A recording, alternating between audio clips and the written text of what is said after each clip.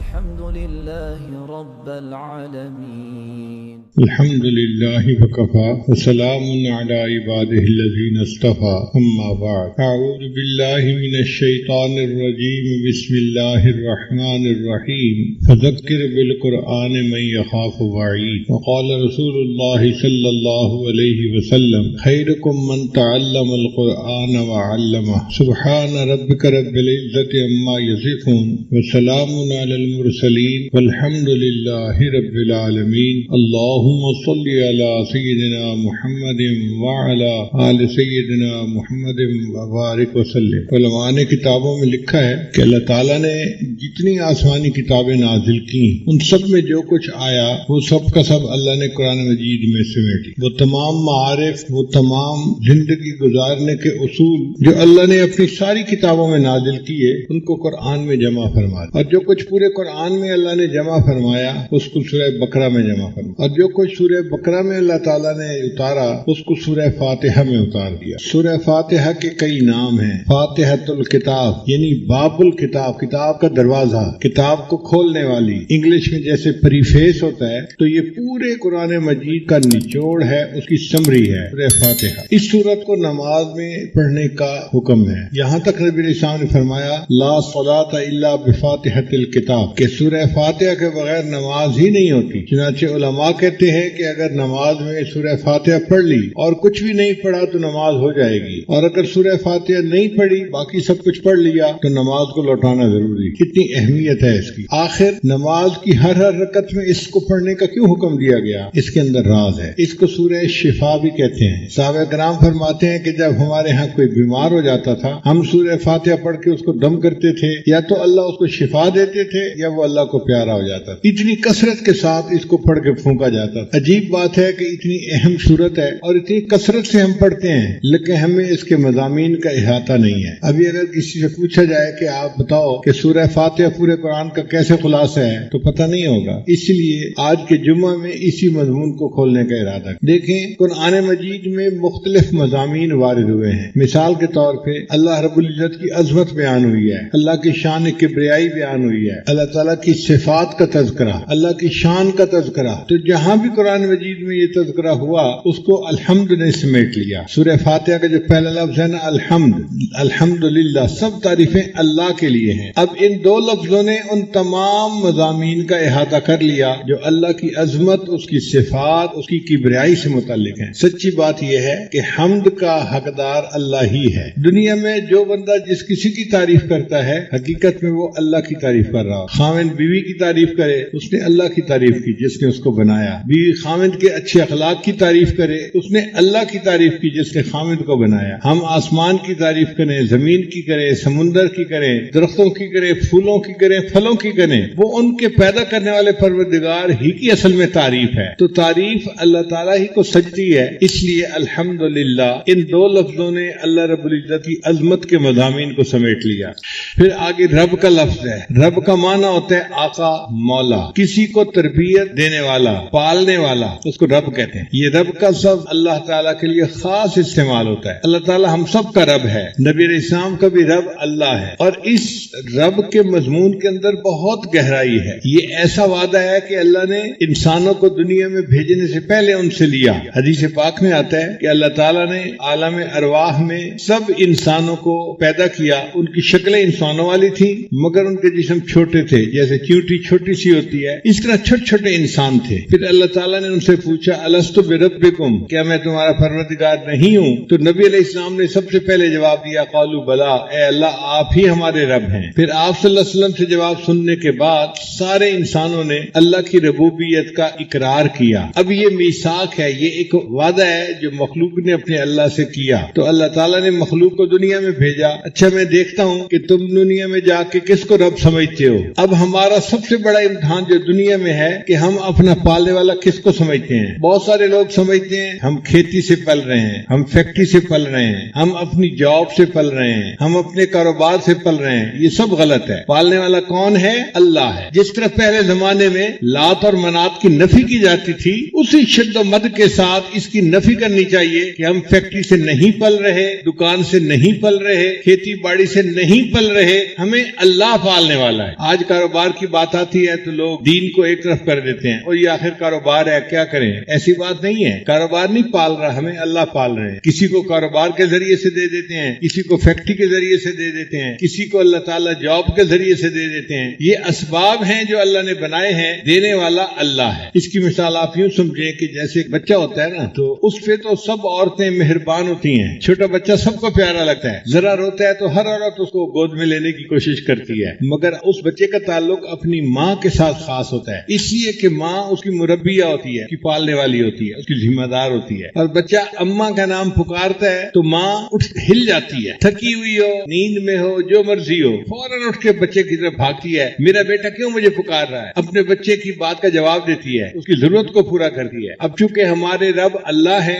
اس لیے اللہ تعالیٰ نے ہمیں یہ بتلا دیا کہ تم نے کچھ مانگنا ہو تو مجھ سے مانگو. اس لیے قرآن مجید کی اکثر دعائیں آپ اگر دیکھیں تو رب کے لفظ سے شروع ہوتی ہیں. ربنا آتنا فی الدنیا حسنہ, ربنا لا تزغ قلوبنا بعد اذ ہدیتنا, ربنا اغفر لنا ذنوبنا واسرافنا فی امرنا. تو رب کے لفظ سے دعائیں مانگنی سکھائی گئی. کیوں کہ جب بندہ یا رب یا رب یا رب کہتا ہے تو اس کی مثال ایسے ہی ہے جیسے کوئی بچہ امی امی امی کہہ رہا ہوتا ہے. اچھا یہ بتائیے کہ بچے کی ماں کا نام ہے فاطمہ اور بچہ کہتا ہے فاطمہ فاطمہ فاطمہ, ماں کے دل میں محبت کا وہ جذبہ نہیں اٹھے گا, لیکن اماں کہنے سے ماں کا دل ہل جائے گا, میرے بیٹے نے مجھے پکارا ہے. اسی طرح ہم جب رب کہتے ہیں تو اللہ تعالیٰ کی رحمت جوش میں آ جاتی ہے, میرے بندے تجھے پالنے کی ذمہ داری میری ہے, تو مجھے پکارتا ہے, میں تیری ضرورتوں کو پورا کر دوں گا. اب پوری زندگی ہم نے یہ یقین بنانا ہے کہ ہمارا رب اللہ ہے. اسباب سے نظر ہٹا کے مسبب الاسباب کی طرف لے جانی ہے, مخلوق سے نظر ہٹا کے اللہ کی طرف لے جانی ہے. اور وہ اللہ صرف ہمارا رب نہیں ہے, رب العالمین, وہ جہانوں کا پروردگار ہے. جتنی مخلوق ہے, جہاں بھی ہے, کہیں بھی ہے, ان سب کا رب اللہ ہے.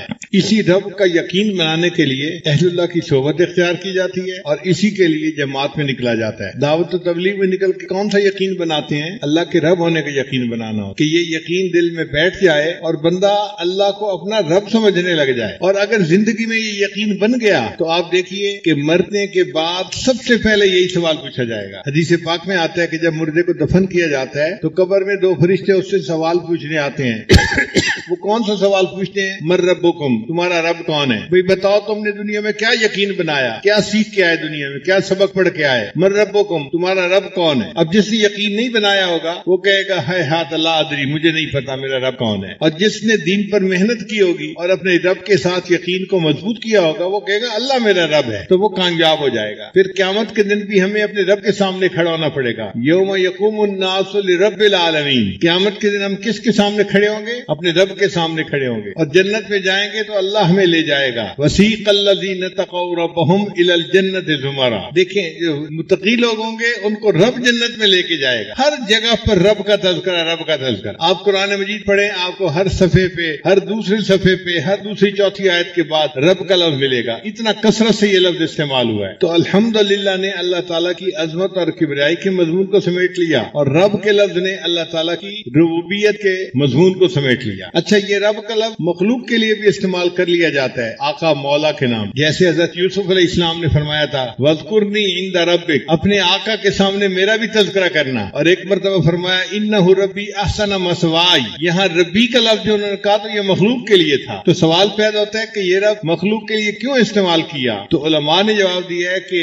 سمجھانے کے طور پر, کیونکہ ماں باپ بچے کو پالتے ہیں اس لیے ان کو کہا کہ یہ مربی ہیں, کما ربیانی صغیرہ, اصل پالنے والا اللہ ہے, لیکن چونکہ یہ ظاہری سبب بن رہے ہیں ان کے لیے بھی لفظ استعمال کر دیا گیا. اب اللہ کی جو ربوبیت ہے وہ راحمانہ بھی ہو سکتی ہے, قاہرانہ بھی ہو سکتی ہے. بچے کو پیار سے بھی پالا جا سکتا ہے اور مار کے بھی پالا جا سکتا ہے. بچہ بڑا بن جائے گا. بعض بچوں کو ماں باپ نے بہت شفقت دی ہوتی ہے اور بعض پہ بہت سختی کی ہوتی ہے, بچے پل جاتے ہیں. تو اب سوال یہ پیدا ہوتا ہے کہ اللہ تعالیٰ کی ربوبیت جو ہے مخلوق کے ساتھ کیسی ہے؟ آگے فرما دیا الرحمن الرحیم, وہ رحمت کی ربوبیت ہے. اللہ مہربان ہے اپنی مخلوق کے اوپر. الرحمن رحمان اور الرحیم اس کے 4 نقطے ہیں۔ رحمان کہتے ہیں وہ ذات کہ جس کی رحمت دنیا میں عام ہو سب کے اوپر، اور رحیم کہتے ہیں کہ جس کی رحمت ایمان والوں کے لیے آخرت میں خاص ہو۔ دوسرا نقطہ، رحمان کہتے ہیں اس کو جو ہر چیز دیتا ہو چھوٹی بڑی، اور رحیم کہتے ہیں کہ جو بڑی بڑی چیزیں بھی بندوں کو دیتا ہو۔ پھر رحمان کہتے ہیں جو اپنے اور پرائے سب کو دیتا ہو، اور رحیم کہتے ہیں کہ جو اپنوں کے لیے خاص مہربان ہو۔ تو رحمان اور رحیم کے اپنے اپنے انداز ہیں۔ وَكَانَ بِالْمُؤْمِنِينَ رَحِيمًا، اور اللہ تعالیٰ ایمان والوں کے لیے خاص رحمان رحیم ہوگا قیامت کے دن۔ اور ایک چوتھا فرق یہ ہے کہ رحمان کا لفظ اللہ کے لیے استعمال ہوتا ہے، مخلوق کے لیے استعمال نہیں ہو سکتا۔ رحیم کا لفظ اللہ کے لیے بھی استعمال ہو سکتا ہے،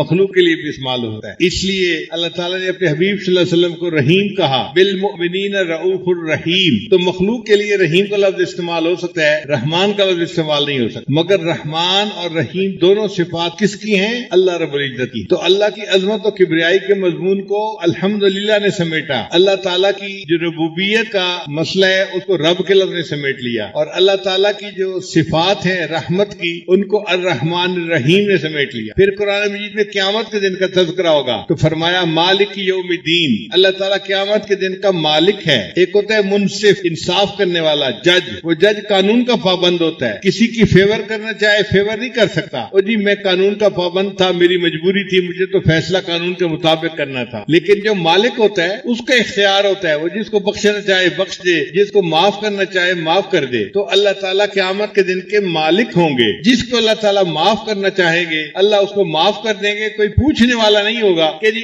آپ نے اس کو معاف کیوں کر دیا، وہ رب ہے، پروردگار ہے۔ اور اللہ تعالیٰ جو قیامت کے دن کے مالک ہوں گے تو اس کے لیے عجیب، سب مخلوق کو موت آ جائے گی جب سور پھونکا جائے گا، انسان، حیوان، چرند پرند، جن سب کچھ مر جائے گا، صرف سور بچے گا اور حضرت اسرافیل علیہ السلام بچیں گے۔ اسرافیل علیہ السلام سور پھونک رہے ہوں گے، ساری مخلوق مر جائے گی۔ پھر ایک وقت آئے گا کہ اللہ تعالیٰ اسرافیل علیہ السلام کو بھی موت دے دیں گے اور سور کو بھی توڑ دیا جائے گا۔ اس وقت مخلوق میں سے کوئی دنیا میں نہیں ہوگا۔ جب کوئی نہیں ہوگا اللہ تعالیٰ فرمائیں گے لمن الملک اليوم، آج کس کی بادشاہی ہے؟ کوئی جواب دینے والا نہیں ہوگا۔ پھر اللہ خود فرمائیں گے للہ الواحد القہار، ایک اللہ قہار کی بادشاہی ہے۔ پھر قیامت کا دن ہوگا اور اللہ تعالیٰ اس دن کے بادشاہ ہوں گے، مالک ہوں گے۔ تو قیامت کے مضمون کو اس مالک یوم الدین نے سمیٹ لیا۔ پھر اس کے بعد قرآن مجید میں اللہ کی عبادت کے تذکرے ہیں، ایاک نعبد، ان دو لفظوں نے اس مضمون کو سمیٹ لیا۔ اے اللہ ہم آپ ہی کی عبادت کرتے ہیں۔ بندے کے لیے سب سے بڑا مقام ابدیت ہے، ولایت سے بھی اونچا،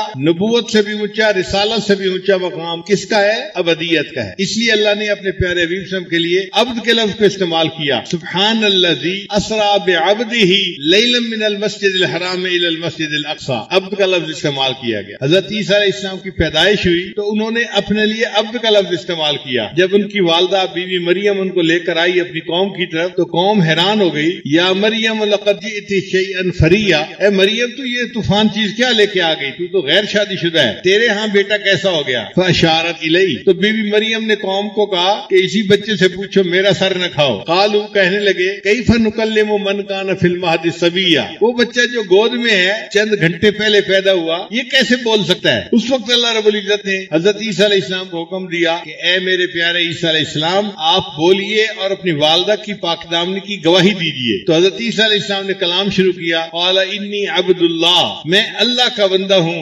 آتانی الکتاب وجعلنی نبیا، مجھے اللہ نے کتاب دی ہے اور نبی بنا کر بھیجا ہے۔ تو دیکھو حضرت عیسیٰ علیہ السلام نے بھی ابدیت کا اظہار کیا۔ تو بندے کے لیے ابدیت سب سے اونچا مقام ہے، اسی لیے جب بھی ہم مانگیں اللہ سے تو اللہ کی بندگی مانگے، اے اللہ ہمیں اپنا بندہ بنا لیجئے۔ ہمارے لیے سب سے بڑا اعزاز یہ ہے ہم آپ کے بندے بن جائیں۔ حضرت علی عنہ فرمایا کرتے تھے اے اللہ میرے لیے یہی عزت کافی ہے کہ تو میرا پروردگار ہے، میرے لیے یہی عزت کافی ہے کہ تو میرا پروردگار ہے، اور میرے لیے یہی فخر کافی ہے کہ میں تیرا بندہ ہوں۔ اے اللہ ہم آپ کے بندے ہیں، ہمارے لیے اس سے بڑے فخر کی بات کیا ہو سکتی ہے؟ تو ایاک نعبد نے ابدیت کے مضمون کو سمیٹ لیا، و ایاک نستعین، اور اے اللہ ہم آپ ہی سے مدد مانگتے ہیں، کیونکہ آپ کی عبادت کرتے ہیں، آپ ہی ہمارے مددگار ہیں، آپ ہی مشکل کشا ہیں، آپ ہی حاجت روا ہے۔ تو اللہ تعالیٰ کو مشکل کشا مانا، حاجت روا مانا اور اللہ ہی سے مدد مانگی۔ اب مدد جب انسان مانگتا ہے تو بہت ساری چیزیں مانگتا ہے، مگر ان میں سب سے اہم چیز پہلے مانگتا ہے۔ ہمارے لیے دنیا میں سب سے اہم چیز کیا تھی؟ اہدنا الصراط المستقیم،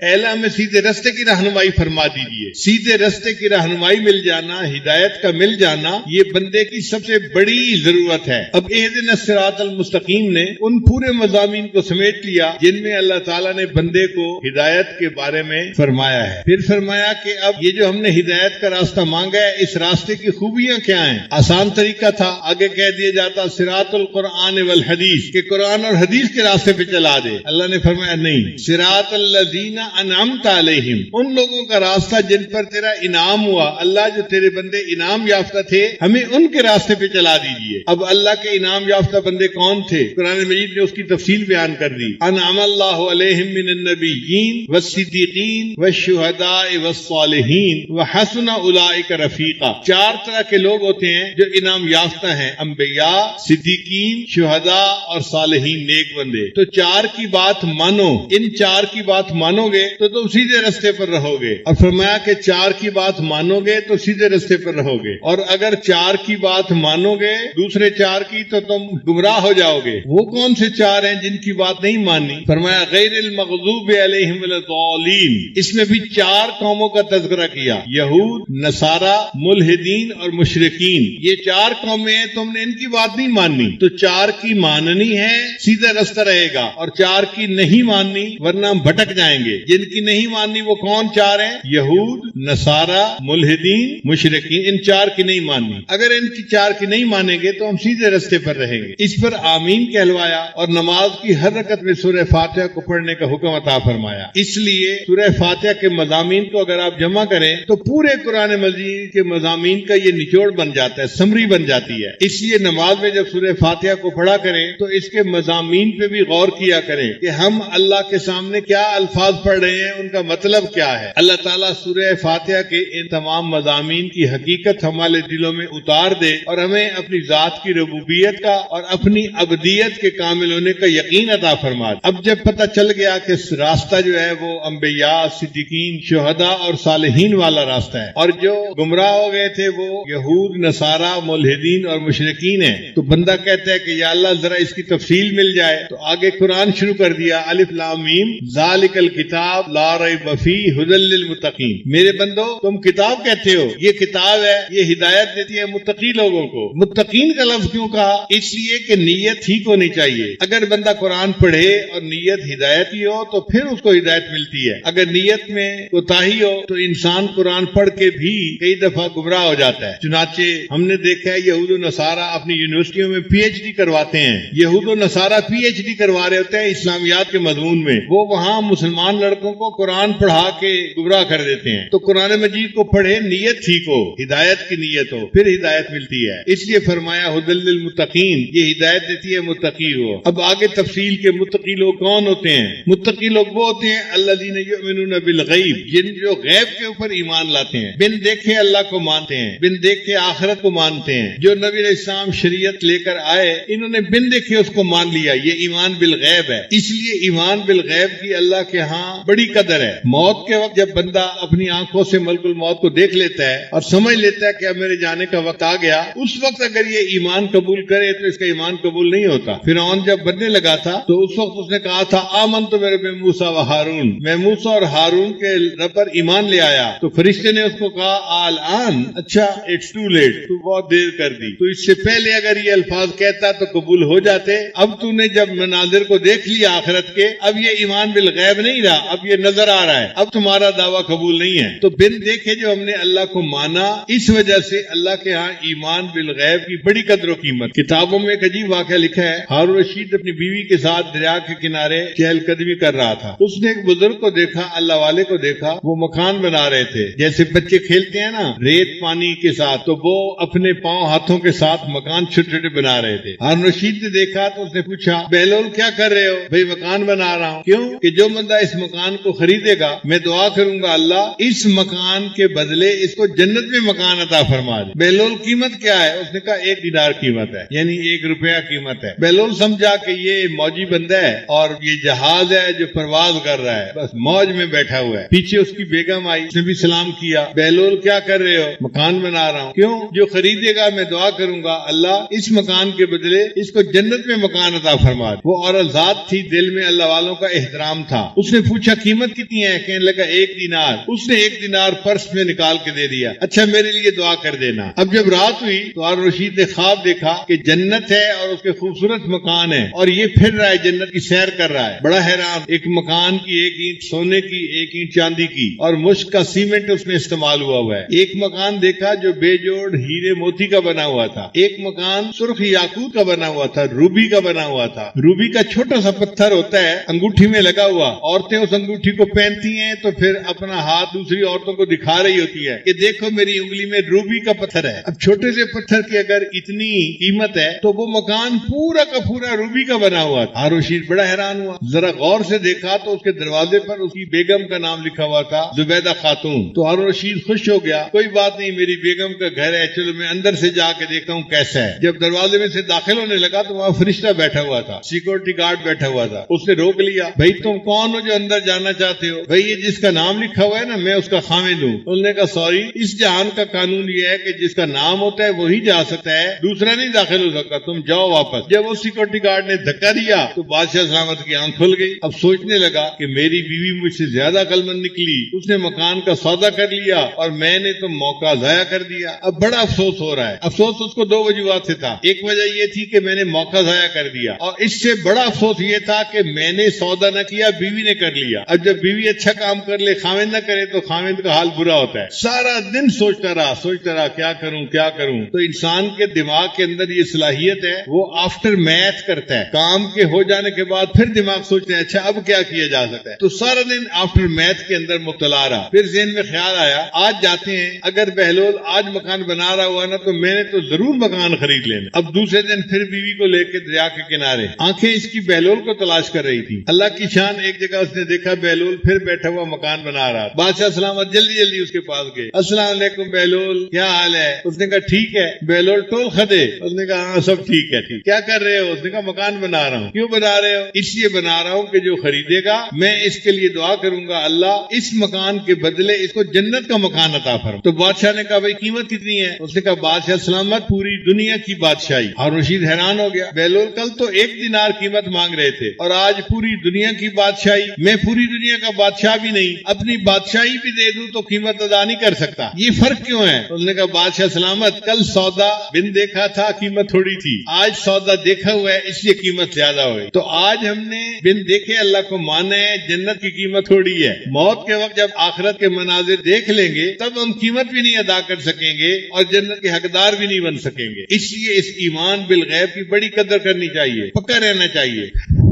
کہتے ہیں کہ حضرت یوسف علیہ السلام کے زمانے میں 7 سال بڑی اچھی فصل ہوئی، 7 سال بڑی اچھی فصل ہوئی۔ تو یوسف علیہ السلام نے گندم کو نا گوڈاؤن کے اندر محفوظ کر لیا۔ پھر اس کے بعد 7 سال قحط کے آئے، ان قحط کے سالوں میں بالکل بارش نہیں ہوئی تھی اور لوگوں کے پاس کھانے کے لیے گندم نہیں تھی۔ تو لوگ حضرت یوسف علیہ السلام کے پاس آتے تھے کہ حضرت ہمیں گندم چاہیے۔ انہوں نے قانون بنا دیا تھا جتنے گھر کے بندے ہوں ان کو ایک بندے کے حساب سے 1 بوری سال کی دی جائے اور اتنی قیمت لی جائے، اور اپنے بندوں کو بتا دیا بھائی جو آئے پہلے پوچھنا کتنے بندے گھر کے ہیں، اتنی بوریاں دے دینا اور اتنی قیمت لے لینا۔ دن رات لوگ آتے تھے اور گندم لے کے جاتے تھے، آتے تھے گندم لے کے جاتے تھے۔ اللہ تعالیٰ کی شان دیکھیں، ایک لڑکا آیا جو 12-13 سال کی عمر کا تھا، اس نے آ کے کہا بھائی گندم چاہیے۔ لوگوں نے پوچھا بھائی گھر کے بندے کتنے ہیں؟ اس نے کہا جی 10 ہیں۔ ان کا ٹھیک ہے 10 بوریوں قیمت دے دو، ہم گندم دے دیتے ہیں۔ اس نے 10 بوریوں قیمت تو دے دی، پھر کہنے لگا مجھے گندم زیادہ چاہیے۔ ورکر نے کہا بھائی ہم نہیں دے سکتے، اگر زیادہ چاہیے فیور چاہیے تو یوسف علیہ السلام کے پاس چلے جاؤ، ان کا اختیار ہے، جس کو چاہیں جتنا دے دیں۔ تو وہ لڑکا یوسف علیہ السلام کے پاس آیا، حضرت گندم چاہیے۔ بھائی لوگوں نے آپ کو گندم نہیں دی؟ جی دی ہے، مجھے زیادہ چاہیے۔ چلو بھائی 10 بوریاں انہوں نے دی ہیں، 10 بوریاں میں دے دیتا ہوں، آپ جا کے 20 بوریاں لے جاؤ۔ اس نے کہا نہیں حضرت مجھے اور زیادہ چاہیے۔ یوسف علیہ السلام بڑے حیران، بھائی 10 بوری گندم انہوں نے بھی دے دی، 10 بوری گندم میں نے ایکسٹرا دے دی، تمہارا جی نہیں بھر رہا اور مانگ رہے ہو؟ اس نے کہا کہ حضرت اگر آپ کو پتہ چل جائے نا کہ میں کون ہوں تو آپ مجھے بہت زیادہ گندم دیں۔ تو حضرت یوسف علیہ السلام نے پوچھا جب بتاؤ تم کون ہو؟ اس نے کہا کہ حضرت جب زلیخا نے آپ کے اوپر بہتان لگایا تھا تو جس چھوٹے بچے نے، دودھ پیتے بچے نے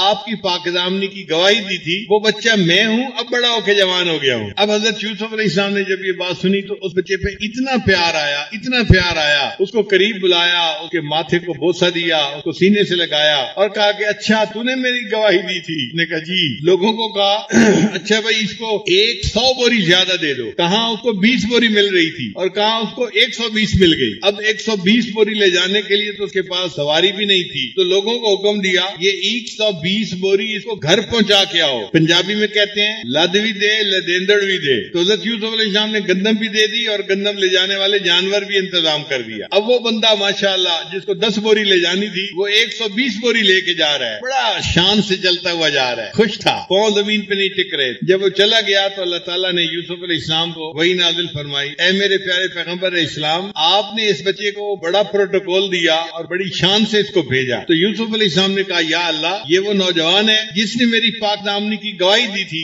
آج جب یہ میرے پاس آیا ہے تو میرا دل چاہا کہ میں جتنا دے سکوں میں اس کو اتنا دے دوں. اللہ تعالیٰ نے فرمایا یوسف علیہ السلام پھر آپ اس بات پہ گواہ رہنا, جس نے آپ کی پاک دامنی کی گواہی دی آپ نے اس کو اتنا دیا جو آپ دے سکتے تھے. تو میں پروردگار بھی کہتا ہوں کہ جس بندے نے دنیا میں میری وحدانیت کی گواہی دی, جب وہ قیامت کے دن میرے پاس آئے گا میں اس کو وہ دوں گا جو میری شان کے مطابق ہو. تو یہ جو ایمان بالغیب ہے یہ اللہ کی بڑی نعمت ہے, ہمارا سرمایہ ہے. اس دجالی فتنے کے دور میں اپنے ایمان کی بڑی فکر رکھنی چاہیے, اس کی حفاظت کی اللہ تعالیٰ سے دعائیں مانگنی چاہیے. نبی صاحب نے ارشاد فرمایا کہ دجالی فتنے کے دور میں ایسا وقت آئے گا, ایک بندہ صبح اٹھے گا ایمان والا ہوگا, شام سونے کے لیے بستر پہ جائے گا ایمان سے خالی ہوگا. تو جب ایمان اس طرح ضائع ہونے والا ہوگا اس دور میں ایمان کی حفاظت کی دعائیں کرنا بڑے ضروری ہے. اللہ تعالیٰ ہم سب کے ایمان کی حفاظت فرمائے اور ہمیں قیامت کے دن مضبوط ایمان کے ساتھ اپنے رب کے سامنے پیش ہونے کی توفیق عطا فرمائے. اور سورہ فاتحہ کا جو مضمون ہے اس کو اللہ تعالیٰ ہمارے دلوں میں اتار دے اور ہمارا اپنی ذات کی ربوبیت کے اوپر یقین بنا دے. وآخر دعوانا ان الحمدللہ رب العالمین. دعا سے پہلے فرما رہے ہیں کہ بہت سارے دوست بیت ہونے کی نیت سے تشریف لائے ہیں تو دل میں سچی توبہ کی نیت کر لیجئے. ہم اس وقت اپنی زندگی کے پچھلے تمام گناہوں سے سچی توبہ کر رہے ہیں, آئندہ نیکوکاری پرہیزگاری کی زندگی گزارنے کا ارادہ کر رہے ہیں. جیسی نیت ہوتی ہے ویسی مراد مل جاتی ہے. نیت کیجئے اللہ ہمیں آئندہ سچی اور سچی زندگی گزارنے کی توفیق عطا فرما. الحمدللہ وکفا وسلام علی عبادہ الذین اصطفی. اما بعد, یہ کلمات سچے دل کے ساتھ پڑھتے جائیے. بسم اللہ الرحمن الرحیم. لا الہ الا اللہ محمد الرسول اللہ. آمنت باللہ وملائکتہ وکتبہ ورسلہ والیوم الآخر والقدر خیرہ وشرہ من اللہ تعالی والبعث بعد الموت. آمنت باللہ کما ہوا باسمائہ وصفاتہ وقبلت جمیع احکامہ اقرار باللسان وتصدیق بالقلب. اشہد ان لا الہ الا اللہ واشہد ان محمدا عبدہ ورسولہ. استغفر اللہ ربی من کل ذنب واتوب الیہ برحمتک یا ارحم الراحمین. ان کلمات کو پڑھنے سے آپ بیت ہو چکے ہیں. چند معمولات سن لیجئے جو کرنے بہت آسان ہے مگر کا فائدہ اور نفع بہت زیادہ ہے. 100 مرتبہ درود شریف صبح و شام, 100 مرتبہ استغفار صبح و شام, روزانہ قرآن مجید کی تلاوت, چلتے پھرتے لیٹے بیٹھے اللہ رب العزت کا دھیان, اور 10-15 منٹ صبح اور شام ذکر قلبی یعنی مراقبہ. اس کا طریقہ یہ کہ نماز پڑھ کے آنکھوں کو بند کر کے اللہ کی طرف متوجہ ہو کے بیٹھ جائیں کہ اللہ رب العزت کی رحمت آ رہی ہے, دل میں سما رہی ہے, دل کی ظلمت اور سیاہی دور ہو رہی ہے اور میرا دل اللہ اللہ اللہ یہ میرا دل کہہ رہا. چند منٹ کا مراقبہ انشاءاللہ دل کو منور کرے گا. ابھی دعا سے پہلے آپ حضرات چند منٹ اسی مراقبے کی مشق فرما لیجئے. آنکھوں کو بند کر لیجئے, سر کو جھکا لیجئے. جیسے ظاہر میں یہ بارش برس رہی ہے, تصور کیجئے کہ اللہ کی رحمت کی بارش برس رہی ہے اور آج وہ ہمارے دلوں کو دھونا چاہتی ہے. او ہرس والا دل بدل دے, میرا غفلت میں ڈوبا دل بدل دے. ہواؤ ہرس والا دل بدل دے, میرا غفلت میں ڈوبا دل بدل دے. بدل دے دل کی دنیا دل بدل دے, خدایا فضل فرما دل بدل دے. گنہگاری میں کب تک عمر کاٹوں, بدل دے میرا رستہ دل بدل دے. سنوں میں نام تیرا دھڑکنوں میں, مزہ آ جائے مولا دل بدل دے. ہٹا لوں آنکھ اپنی ماں سوا سے، جیوں میں تیری خاطر دل بدل دے، جو ہو دیدار تیرا روز محشر، تو دیکھے مسکرا کر دل بدل دے۔ یہ کیسا دل ہے سینے میں الہی، جو زندہ بھی ہے مردہ دل بدل دے۔ پڑا ہوں تیرے در پر دل شکستہ، رہوں کیوں دل شکستہ دل بدل دے۔ تیرا ہو جاؤں اتنی آرزو ہے، بس اتنی ہے تمنا دل بدل دے۔ میری فریاد سن لے میرے مولا، بنا لے اپنا بندہ دل بدل دے۔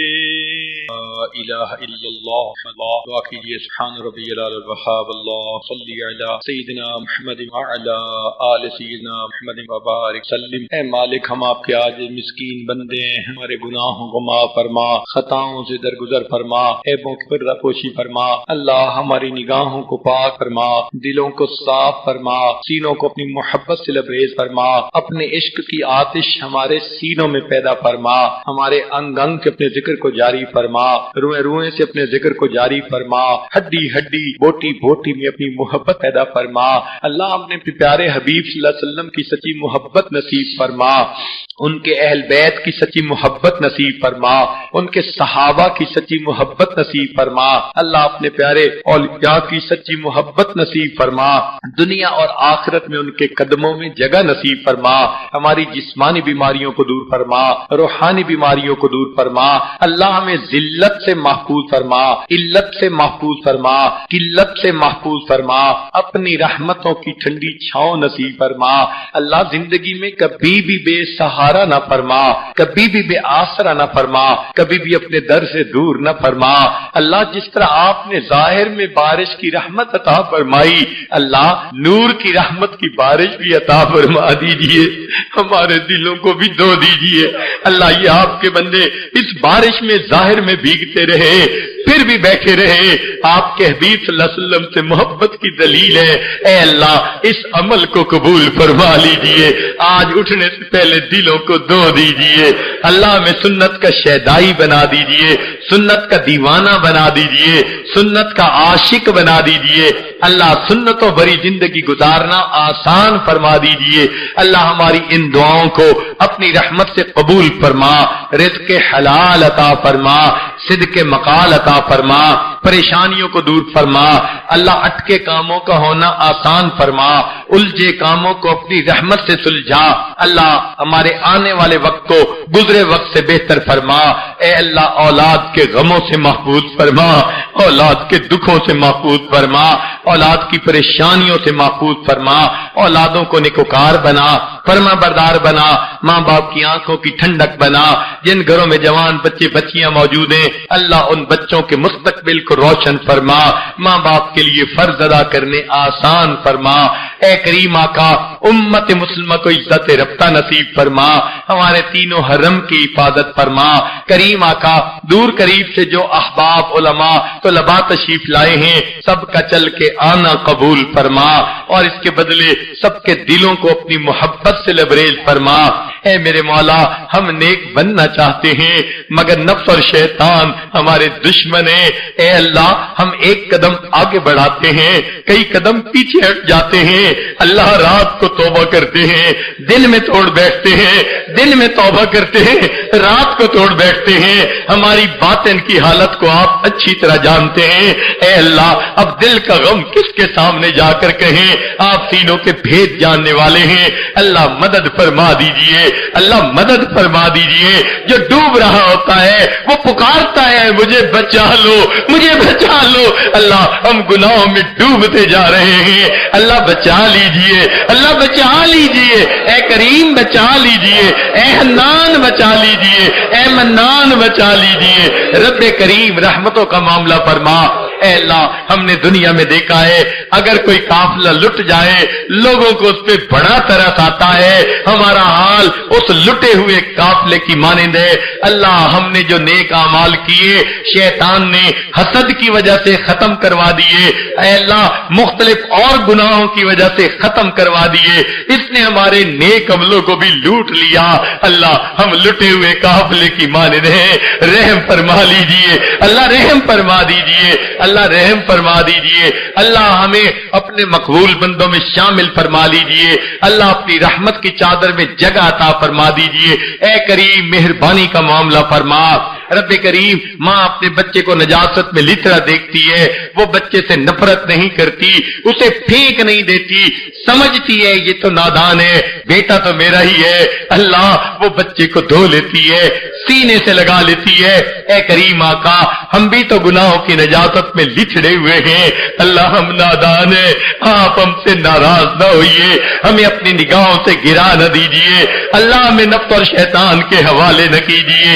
اے کریم ایک رحمت کی نظر ڈال کے ہمیں دھو دیجیے، رحمت کی چادر میں جگہ عطا فرما دیجیے، اے کریم مہربانی کا معاملہ فرما۔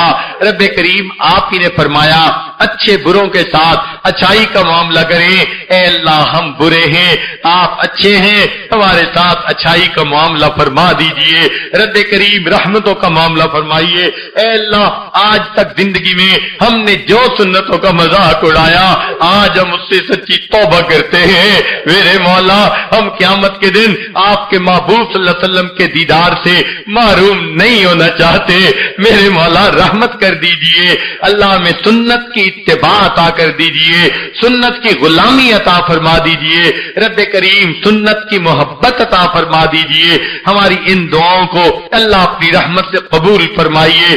اے کریم آقا آپ رحمت کی ایک نظر فرما دیجئے، ہماری ان دعاؤں کو قبول فرمائیے اللہ، آپ کے پہ ہمارا حال یوسف علیہ السلام کے بھائیوں والا ہے جو غلہ پورا مانگتے تھے مگر قیمت پوری نہیں دے سکتے تھے، کہنے لگے جئنا ببضاعۃ مزجاۃ فاوف لنا الکیل وتصدق علینا، یوسف علیہ السلام قیمت تو پوری نہیں لائے، آپ صدقہ کر دیجئے، ان اللہ یجزی المتصدقین، اللہ ہم بھی نیکیوں کی قیمت پوری نہیں لائے، اللہ آپ صدقہ کر دیجئے، اللہ صدقہ کر دیجئے، اللہ صدقہ کر دیجئے، اللہ دامن بھر دیجئے، ہم فقیروں کی جھولیاں بھر دیجئے، نیک مرادوں کو پورا کر دیجئے اللہ۔ یوسف علیہ السلام کریم تھے، انہوں نے بھائیوں کو معاف کر دیا تھا، کہہ دیا تھا لا تثریب علیکم اليوم، آج تم پر کوئی بوجھ نہیں، میں نے تمہیں معاف کر دیا۔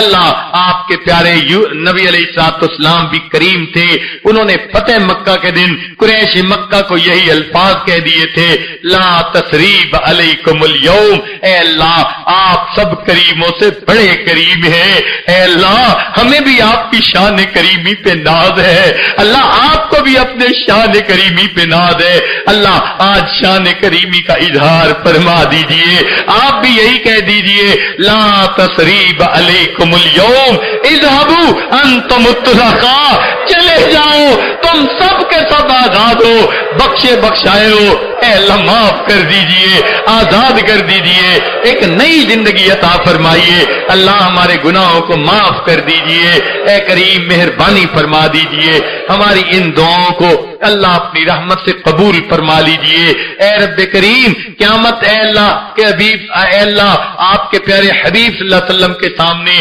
قبیلہ طے کی ایک عورت اچانک ننگے سر آ گئی تھی، تو محبوب صلی اللہ علیہ وسلم نے اپنی چادر سے اس کا سر ڈھانپ لیا تھا، اے اللہ آج آپ کے حبیب صلی اللہ علیہ وسلم کی امت اقوام عالم کے سامنے ننگے سر کھڑی ہے، اللہ امت کا سر ڈھانپ لیجئے، اللہ امت کا سر ڈھانپ لیجئے، اللہ امت کا سر ڈھانپ لیجئے، اللہ امت کا سر ڈھانپ لیجئے، اے اللہ جو جماعت دین کی محنت کر رہی ہے یا کابر محنت کر رہے ہیں اللہ سب کی محنتوں کو قبول فرما، مدارس عربیہ کی حفاظت فرما، دعوت و تبلیغ کے کام کی حفاظت فرما، جہاں اللہ اللہ ہوتی ہے ان خانقاہوں کی حفاظت فرما، اے کریم ہمارے حال پر رحمت کی نظر فرما اور ہماری ان دعاؤں کو اللہ اپنی رحمت سے قبول فرما، رب کریم جو مانگا عطا فرما، جو مانگنا چاہیے تھا نہیں مانگ سکے وہ بھی عطا فرما، ہمارے والدین عزیز اقارب مشائخ جو فوت چکے ان کی مغفرت فرما،